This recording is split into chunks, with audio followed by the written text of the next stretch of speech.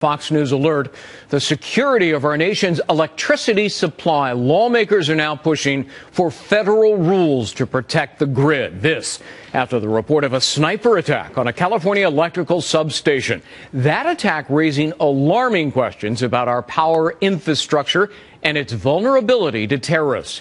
Dominic DiNatale live in Los Angeles with more on this story. Dominic?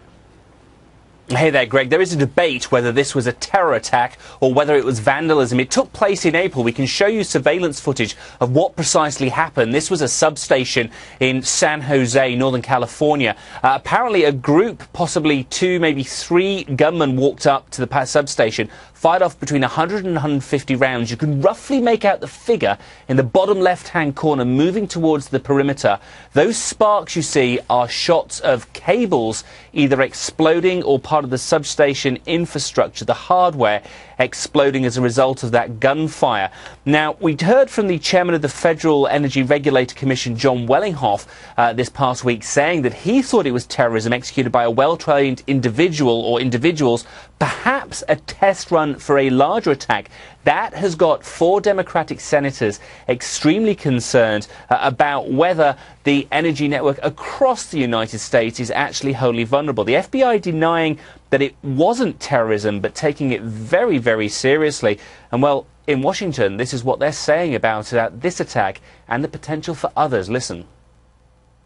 A few months ago in Arkansas, there were multiple attacks on power lines and grid infrastructure that led to millions of dollars in damage and brief power outages. Independent engineers also recently discovered a new cyber vulnerability in the software used by many electric grid control systems.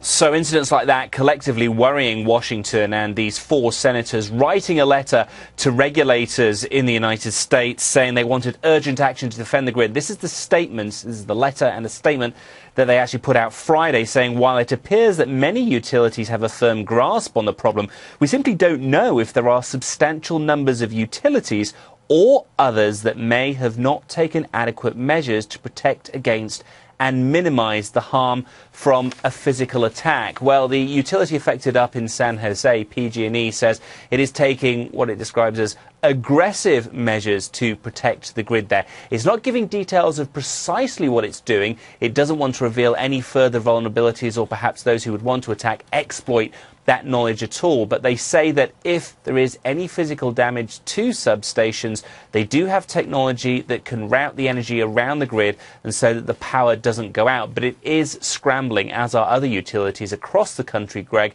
to deal with regulators and also deal with government agencies like the FBI to ensure attacks like this don't happen. But we've always known it's going to be a threat at some point that the power grid will be targeted by terrorists.